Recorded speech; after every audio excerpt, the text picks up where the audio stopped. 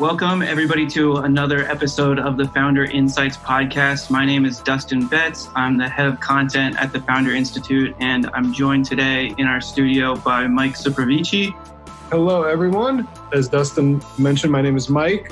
And for those of you who don't know me, I lead the Alumni Success Group at the Founder Institute, and our role is to help the 4,000 Founder Institute alumni scale. And we try to do that in any way that we can, whether it's through one-on-one office hours and advice, through structured programs such as our funding lab program and so on. So we basically kind of roll up our sleeves and help everyone as much as we can. So that's me. And we're also joined today by our special guest, Neil Michie of Verimatrix. Neil, do you want to say a little on yourself? Hi, Dustin. Hi, everyone. Yeah, I'm Neil Michie. I'm one of the product managers at Verimatrix, and I look after our products that focus on code protection. What we're doing is securing applications running in secure environments like mobile phones, mobile devices, to make sure the software and the IP within those software is secure and safe. Yeah, and so our topic for today is startup data and cybersecurity as it relates to startups. So Neil, your background very well suited to be our special guest for today. And I think we kind of want to kick it off by just defining, for those who haven't thought about it much, how do you define security in the cybersecurity space? When we define security, what we mean is how do you keep your business safe? How do you keep your customers safe and your business safe? Because the reason for implementing security, the reason for looking after security is fundamentally about keeping what you care about safe. When we're talking startups, when we're talking businesses, what we care about is our business. Yeah. And so, I mean, the data, I guess, that businesses hold is increasingly, one of their most important assets. What is it basically that we're defending against? What do hackers really want to go after, I guess? You're right. Data is something we need to care about. It's something we really need to focus on. There's lots of interesting things in our businesses and what we're doing that is kind of hackers care about, hackers go after. But kind of fundamentally, what we see is increasingly hackers are looking after data. And if your business is B2C, if you're working in that space, then you're dealing with a lot of customer data, which is personal data. And that personal data increasingly is governed by things like GDPR in the European Union, and equivalent legislation is appearing around the world. It looks like California is enacting some of the toughest privacy legislation in the world at the moment. And when you're in this space, you're dealing with customers, with kind of real people. Kind of what you see in this legislation, as a business, you consider it your data. In reality, it's the customer's data, and they're just loaning it to you. So you have a responsibility to keep it safe. And if you feel in that responsibility, then this legislation is here to protect the consumers, to protect our customers as businesses. So we need to make sure we're doing that. And the hackers, the bad guys want this data. They see a lot of value in it. There's figures that show that credit card data sells on average for $30 on the dark web. Health records are the most valuable data at the moment. Hackers are taking hundreds, if not thousands of dollars for medical records on the dark web. So kind of the motivations is clear. It's monetary. There's a financial incentive to get hold of this sensitive data and then sell it on. So that's what hackers go after. And that's why when we're building businesses, when we're building products, we need to make sure that we're securing that data and keeping it safe. Yeah, 100%. And let's say you're a founder and maybe you agree, or even if you disagree with the moral argument about data and things like that and security, you have to take a look at this and take this serious, because one breach could put you out of business, more or less. If you're not taking the right precautions and you don't have a lot of resources to defend yourself against those, it's very, very critical that you try to stay safe. So definitely something worth thinking about as you build your business. Mm-hmm. Yeah, and I like kind of the way that you divided up at least the two sectors that you talked about for customer data, right? So one is sort of credit card information, which I think is the form of fraud probably on the internet that most consumers are most familiar with. But then there's also, the emerging kind of more and more health records basically coming online, and different kinds of devices that might be gathering information on your health or other vital signs that they could be sold or compromised by hackers. And that's worthwhile for founders to be thinking about in the early stages of developing those products if they're going to be collecting that kind of data. So I think we want to kind of ask about, how can we de-risk it? What are some ways, focusing maybe on customer data, that founders can be thinking about keeping this data safe for their users? Yeah, de-risking it's exactly the right word. You're never going to get 100% security because it doesn't exist. And if anyone tells you they're providing 100% security, I would recommend running a mile because they're either naive or they're lying. But we do need to take steps. We do need to take precautions. And I believe very strongly it's about taking practical steps, practical precautions. It's not trying to get the very best security you possibly can and kind of making sure everything is locked down, because that just doesn't make good business sense. You can spend a lot of time and a lot of money building very, very good security, but ultimately we need to make business decisions. And just as the hackers are looking for a return of investment, so are we. We need to make sure that our businesses grow and our businesses kind of make sensible suggestions and correctly de-risk the market, but kind of it is about de-risking it. So I think in terms of what our startups, what our founders should be looking at is what are sensible, practical measures they can take today, doing the right things, doing them correctly. Mm-hmm. And that really means understanding the assets that you're processing, understanding what data you have. We're talking a lot about data, but assets are often other things as well. So there's maybe IP that we're putting out into the wild. If that's valuable, then that needs to be protected. The example I use quite often is in the games industry. And if you look at revenue for games, they can make a lot of money on a daily basis. But as soon as players work out how to cheat in those games, they work out how to give themselves an unfair advantage, then suddenly the game stops being fun and players go elsewhere. Mm. So it's important to protect the concept of fair play within video gaming titles. And you see that similar mindset, similar idea spreading kind of across different industries, across different products, that what's an asset, what's a security critical asset is not always a piece of data or something firm you can put your fingers on, but it becomes a concept, something more fundamental to what you're doing that also needs to be protected. So we need to make sure when we're looking at the assets, looking at what we're protecting, that we're really thinking about the whole product and where the value is within that product. It's often not just, as I say, one bit of data, but it's something about what you're doing as a product, like a game is the concept of fair play. That actually is where the value is, and we need to protect it. So that's the first thing to do when you want to look at risking, is look at where the value is, look at what the assets are that you have within your products, and then think about what the sensible steps are to take it. Look at where the assets are going, where they are, sort of how someone might get hold of those assets, and then kind of work out how to build and protect around them. But do it in a sensible, practical way. There's lots of other things to do when you're building a business, so we don't want to spend all our time on security, but we do need to take the sensible, practical steps that enable us to really protect these assets within our products. Yeah, I'd love to double click on this point that you just made here. So essentially, we can go to infinity to try to work to get the best absolute security, and even then we may not get to 100%. We might get to 99.9999% or something like that, but it might not be ever. So when a founder thinks about this, or even an employee at a startup that's scaling, how do they balance what can be done and with the amount of work that's what's necessary for the business? From your experience, is there kind of like a framework for how to think about this, or some sort of a mental model that you may have that we can share with our community about this?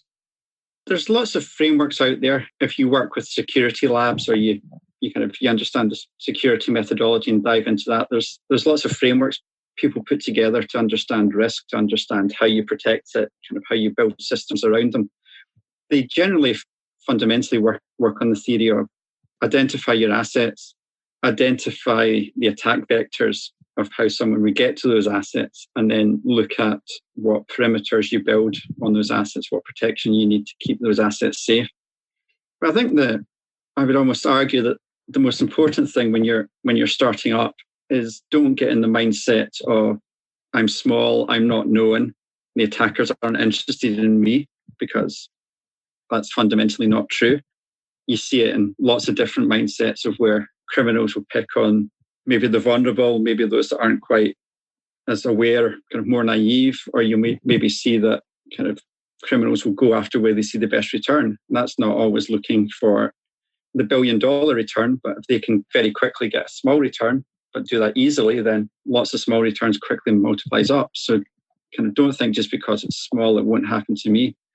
But I think what's even more important is if you're starting up, you founded a company, you're getting going, you want your product to explode. You want to kind of hit the mass market, suddenly go from being kind of startup mode to being international kind of unicorn $1 billion company. And when that point comes, when you hit this hockey stick and it really starts to grow, you become known. At that time, do you want to spend your efforts, spend your cycles on retrofitting security because now you're known and now kind of every attacker and his dog is interested in what you're doing? Or do you want to spend your cycles focusing on capitalizing on your newly found success? Now, I'd argue you want to spend your time building your business and focusing on increasing the success you've just found. So it's much easier to have security built in as business as usual when you're starting the company, starting to build out the products, and get that mindset within your organization, because it's easier. It's not that much effort to do it at the start. And if you have to retrofit it later, it's very damaging and very disruptive. It's just like any other process you build into your engineering team. If you get the processes right at the start, then you're in a good position to grow. Whether that's you're getting an agile methodology through your development team, having the right tools for that.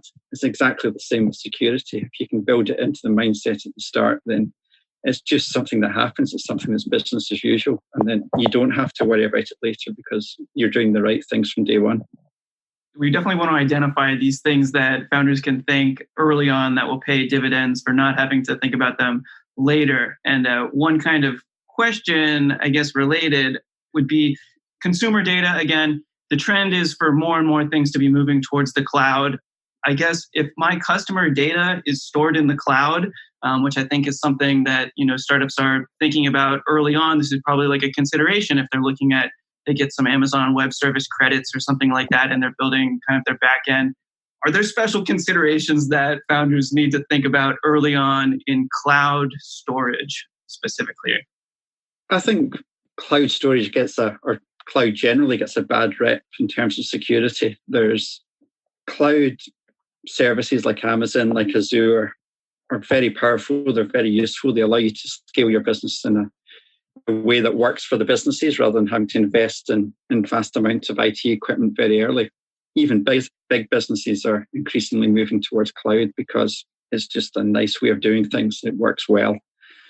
Definitely people were nervous about it to start with around security. They didn't understand where their data was going. They didn't understand how to really manage that model or what the new risks were that came out of that model. And in reality, the same as any other IT infrastructure, you've got to make sure it's configured correctly. You've got to make sure that you've built the right processes, the right monitoring and everything else. And once you've done that, it can be as secure as any other IT infrastructure you're building. And that's why you see kind of some of the more forward-thinking banks are now moving towards that kind of infrastructure where they're moving what would previously have been unheard of or just unthinkable systems into cloud, because people now understand the security models, they understand how to put that together. And provided you configure it properly, you think it through, you understand kind of how it's got to be set up, then it's no different from any other infrastructure. So I think the advice I would give is don't fear it, and on the contrary, embrace it, but just do the research, make sure you have people permanently within the organization or just that you can call on and use that understand how to configure and set up these environments. In addition to that, to piggyback on Neil's comments there, if you're even earlier stage and you're just trying to hack together an MVP, okay, another way to look at this is, let's say you're going to use some sort of a no-code tool to basically bring this together, or a set of no-code tools. A good way to look at this is to understand how the tool manages security, right? And putting that into like the consideration for what you're doing with regards to that security, even if all it's doing is collecting the form online and putting it into a Google Doc, well, that's a good place for you to start to think about this. Perhaps you put two-factor authentication on the Google Doc or something like that, or you put that onto the form if it's necessary. And then you can start to think that. So this is how it becomes kind of part of your culture. These are like basic things. And as you deal with more data and you have to manage more data, you can implement farther and farther security to deal with that. Yeah, and I think the point about two-factor authentication is quite a nice one. It nicely illustrates the need for security to be applied in layers. It's a cliche, but it's a very true cliche. And something like two-factor authentication, it's great at managing the users, kind of logging onto a service, making sure that you know who the users themselves is. It's only good for that if there's a security framework around it. And if the authentication can be worked around, whether it's two-factor, one-factor, or infinite factor, then it does still open up risks. But you need to build these things in layers. You need to kind of make sure you're not just picking up buzzwords, picking up kind of some good ideas, but leaving gaps in what you're doing. You need to look at the ecosystem. You need to look at it holistically and understand kind of how these different components fit together to make sure you are building things in a secure way. It's all very well having users log in with two-factor authentication, but if you forget to lock down the Google Doc it's sending the data to, then what's the point? Exactly. Also, just other parts of the business, if you start to kind of make this as part of your core principle for how you do your company, then you start to think about this like this with all other important assets of your business. So for example, if you're using MailChimp to go out and email your first subscribers or first users, probably want to put two-factor authentication on the MailChimp, right? And so that's how it becomes part of the culture, part of the DNA of the company at the very early stages. And then therefore, as Neil alluded to earlier, that can grow with your company and everything that you do and the culture of your business. We've talked a lot, I feel like, concentrated most on customer data, but there's other kind of data vulnerabilities, I think. So I just at least want to touch on kind of some of them. And so one is, your employee data. Presumably, once you're hiring employees, you have personal information about them being stored somewhere. I think like another thing that's sort of maybe a little cliche, but what you hear about is like people are the weakest link in cybersecurity or in security defenses. And so, another kind of vulnerability point might just be like your email that you're using. Are there sort of other things or other, security vulnerabilities that come to mind that founders might just not be thinking about, but they should be with regards to protecting all of their data? Yeah. I love that phrase that people are the weakest link, because in the same breath, people will also say that their employees are their strongest asset. So there's this lovely contradiction there. And yeah, people are the weak link in terms of security. People will do things you wish they wouldn't do. But when you actually step back and analyze why they're doing these things, generally it all comes down to convenience. People will take whatever course of action is the most convenient to get to the end system, the end goal that they want to get to. So maybe if you're using, you've locked down your mail system so that kind of mail can only be used in secure company-approved mail clients, but someone needs to get a piece of data out of the mail system because someone's asked for someone's phone number, for example, and they need to send them the phone number. Kind of what happens if they just scribble it on a piece of paper, because that's the easiest way to get out, and hand it to them? Suddenly all the security we've built failed because someone's found a convenient way of circumventing the system, because I happen to walk to your desk and say, do you have John's phone number? And I just scribbled it on a piece of paper. And now we've leaked that piece of data out of the IT system. So people will always find ways around security measures if it gives them a more convenient way to do it. So when we're building our internal systems, when we're building our kind of employee management systems and everything else that we want to give our employees to do, we need to understand that they will work in the most convenient way. And then we need to give them the tools to work in the way that they want to work. Once you do that, they will then follow the processes, they will follow the security measures, the systems that we've built in place, and they don't become the weakest link because we're allowing them to work the way that makes sense to them. It's a tough balance to get right. instinctively want to lock things down. We instinctively want to keep things tied away in terms of security. But actually, within a company, we need to allow people to work. We need to allow them to flow data in the way they need to flow it. We need to allow them to do their job. And kind of when we're building our security model, when we're building our processes that we want them to follow, we need to keep that in mind. And if we do that, people will still make mistakes. They'll still do things that we wish they wouldn't. But for the most of the time, they will then work the way we're enabling them to work. And if that happens, things stay secure.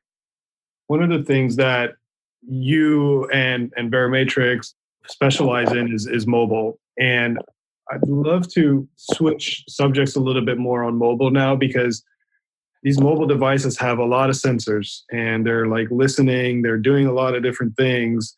And these are things that founders should be aware of as they're building their application. Now, certain ecosystems are better than others at it, or I shouldn't say better, they give people more control versus less control, and that plays a role in how this works.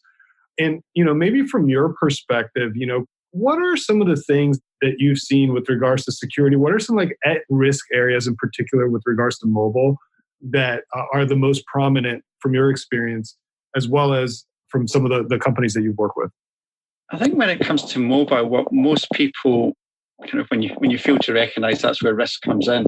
But what most people fail to recognize is when they start extending their products, extending their services onto mobile devices, then they forget that they extend their ecosystem and they extend their security perimeter onto these devices as well. You then need to start thinking about, how do we secure our extended perimeter? How do we protect what we've put onto our customers' mobile devices? Or maybe it's our employees' mobile devices, and we're just giving them access to facilities to work from home or on the move. But the mobile device, or in particular the software running on the mobile device, becomes part of our ecosystem. It becomes part of our security perimeter.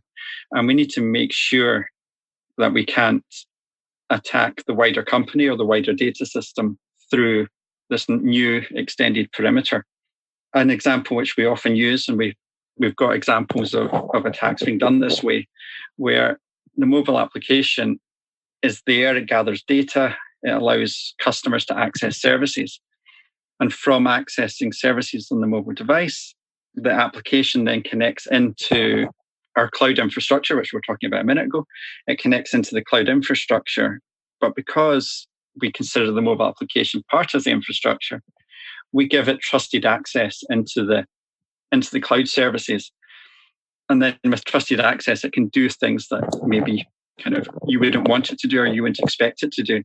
And what the attackers will do is take control of the mobile application or use the mobile application to learn how to give themselves trusted access into the back-end systems. And then they'll pretend to be a mobile application connecting in.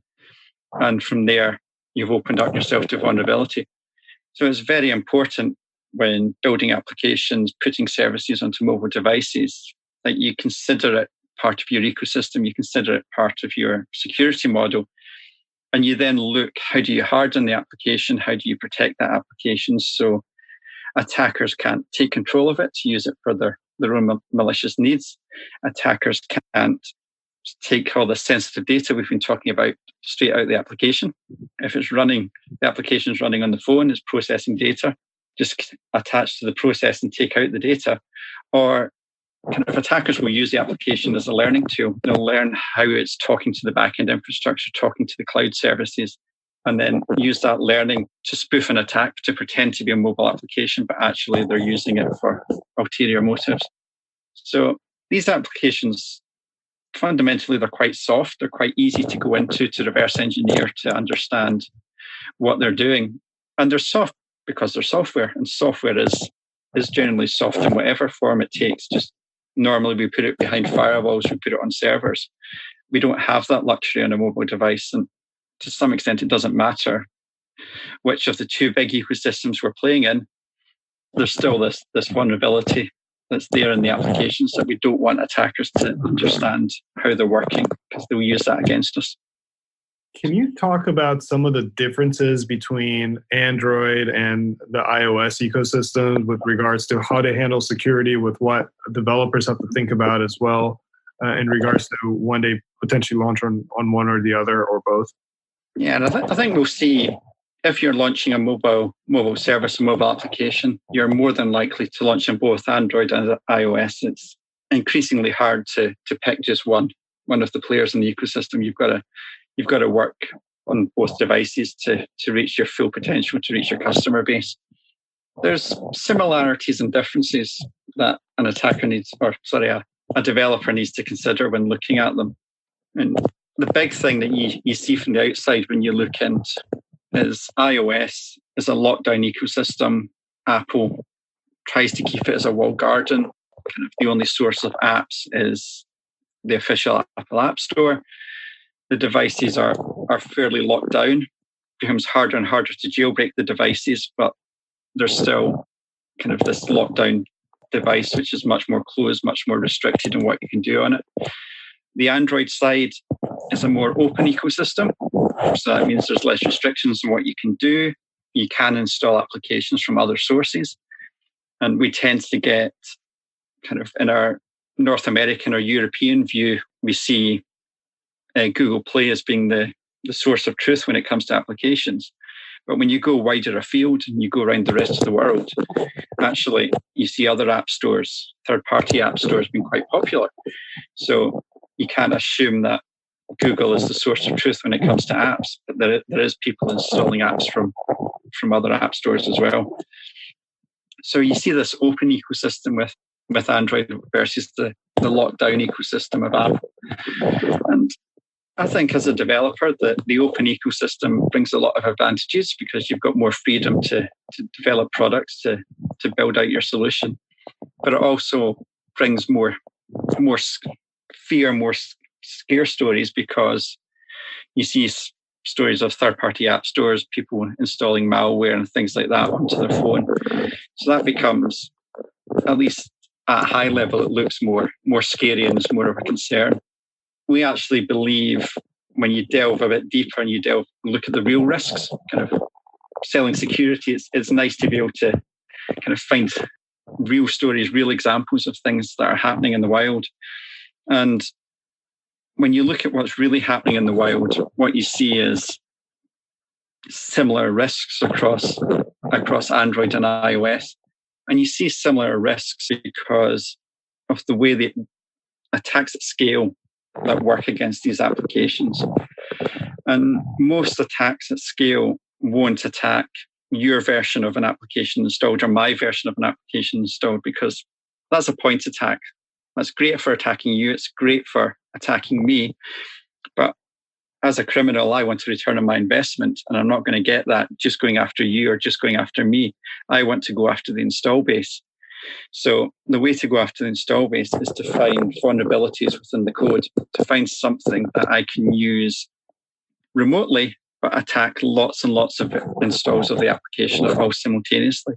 So that means finding vulnerabilities. Vulnerabilities are fundamentally bugs within the software, bugs that are security risks that can then expose us.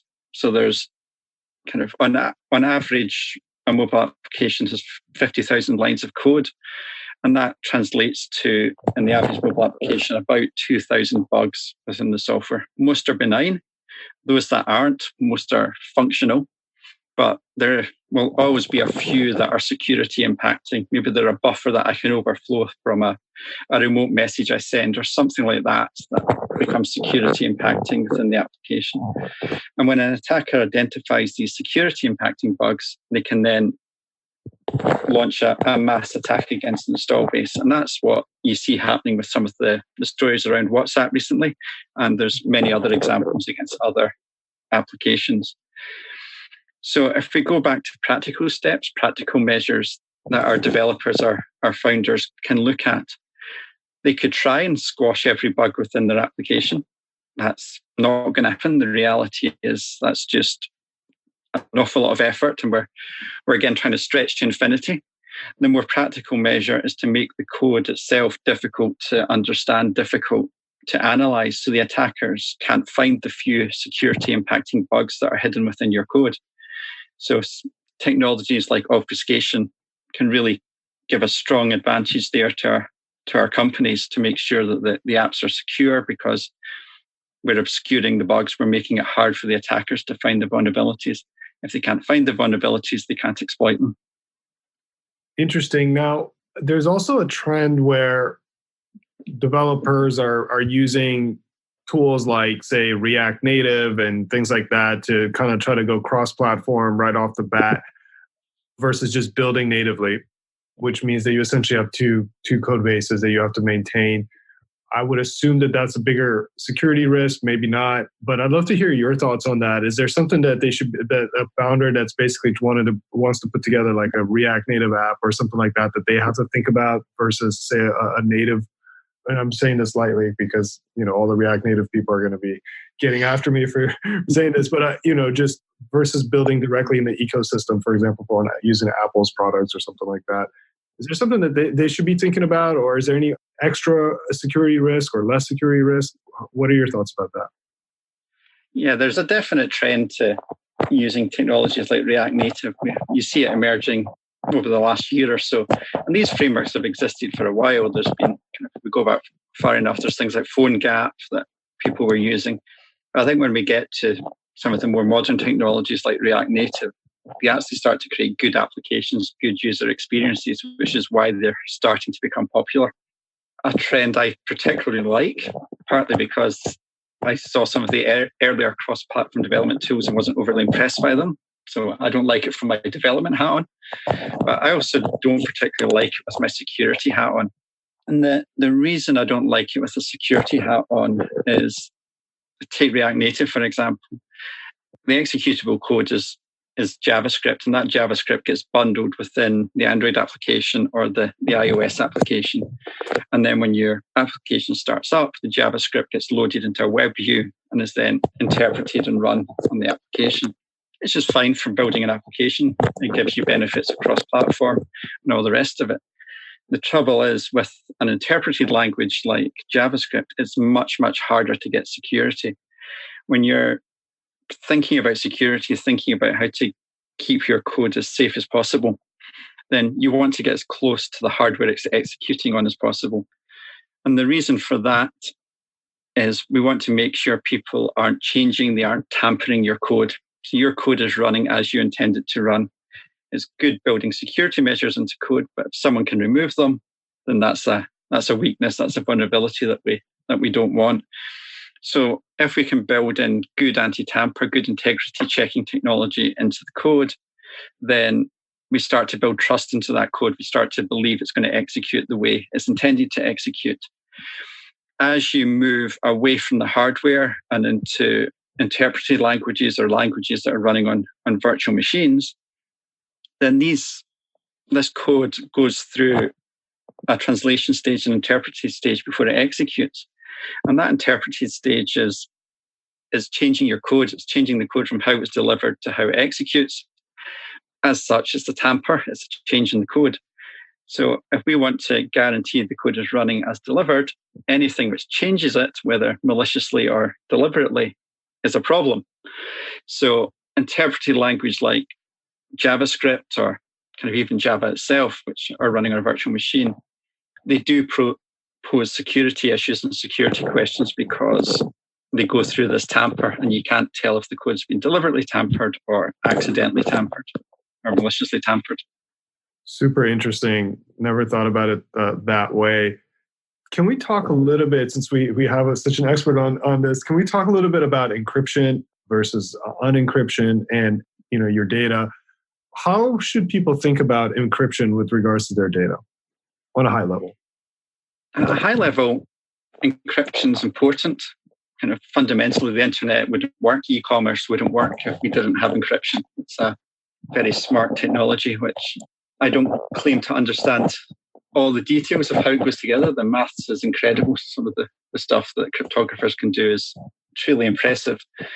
But at a fundamental, more architecture level, there's really three things you need to consider when looking at encryption. And that's kind of always looking at how you're keeping the data safe. So how do you keep the data safe in transit?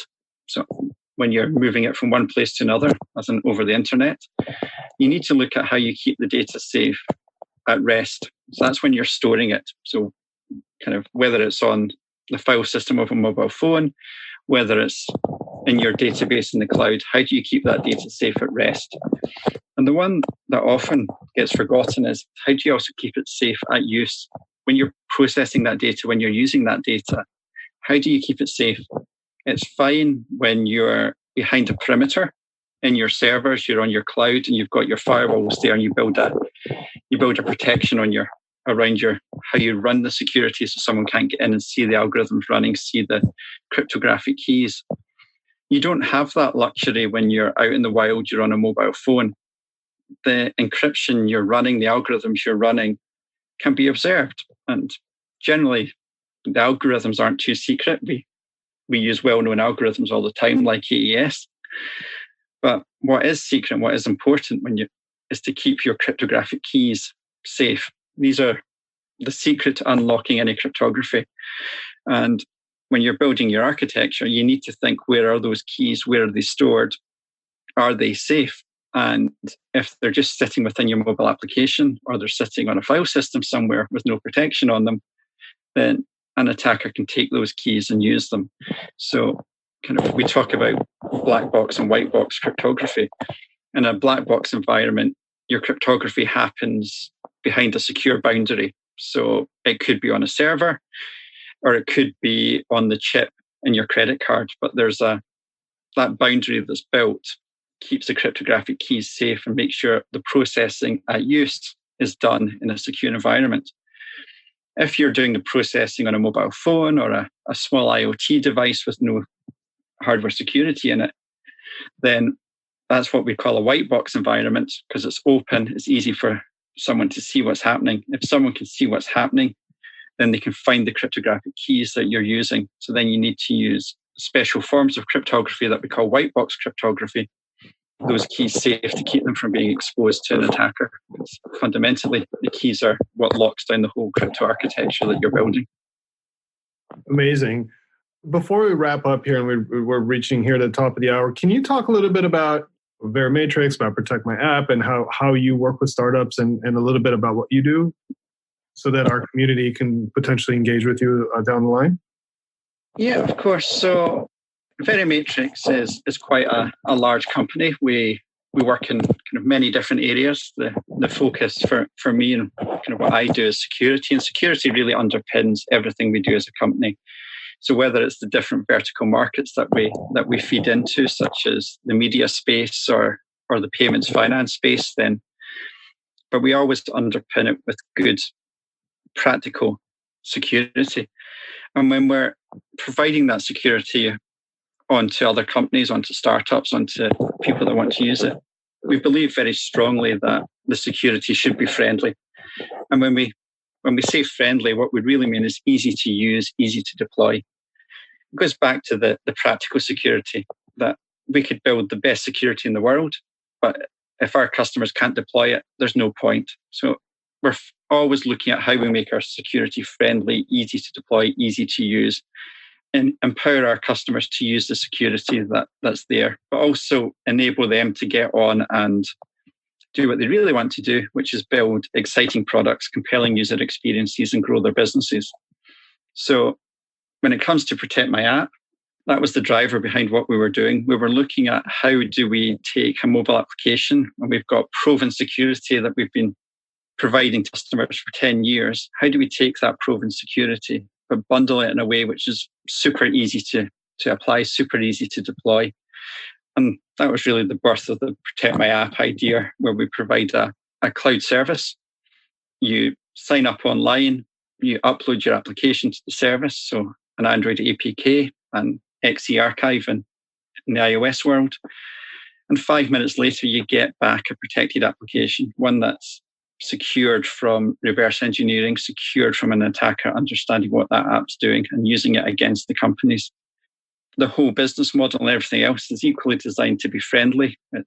You can try it for free. So protectmyapp.com, log on, sign up, have a go. So you can try it for free. You can use the service. And then once you want to continue using it and you see the benefits of the security, there's really no commitment. It works on a monthly subscription. So for a startup that's just beginning, they can they can start to access security. They can use that in a very simple, very easy way that doesn't impact on what they're doing. And also kind of there's no real commitment to using it going forward. So they have flexibility and everything else you need when you're building a business and you're not quite sure what tomorrow is going to bring. Awesome. Yeah. So that website one more time for our founders so they can check it if you're listening live is protectmyapp.com. That's correct. Okay. And definitely have a go at it. Take a look at it. It's really important that you start thinking about security early. Even if you're not building a mobile app and you're not going to do that for a while, it's not going to be on your roadmap. It's really important to think about, take some of these principles that you've learned from this podcast and start to apply them to your business early on so that it becomes part of the fabric of your culture for your company. Because moving forward, even if for whatever reason you morally disagree with some of this stuff that we're talking about, you're going to have to deal with a lot of the consequences, whether it's from the federal government in the United States, California, or whether it's, a GDPR in Europe and other places. So this is going to become more and more of a challenge. And the last thing that you want to have to deal with when you are running on a shoestring budget or when you have raised a small amount of money in your pre-seed round is to have to deal with managing through this in order to be able to save your company. So it's good to start taking some precautions, and then that could save you a lot of money moving forward as well. So just something to think about. And more importantly, your own mindset and the amount of stress and pain that something like this could deal with is just it's not worth kind of dealing with, right? So just think about that as you build your company. Neil, I really want to thank you so much for taking the time out of your busy schedule to come on this podcast. This was terrific. You've dropped a lot of knowledge on our community, and we're very, very, very thankful that you were able to do this. So thank you so much for doing this. No, thank you for letting me talk. And hopefully it's been insightful and hopefully it's been useful to your founders. Amazing. Awesome. All right. Thanks so much. Take care, Neil. Thank you.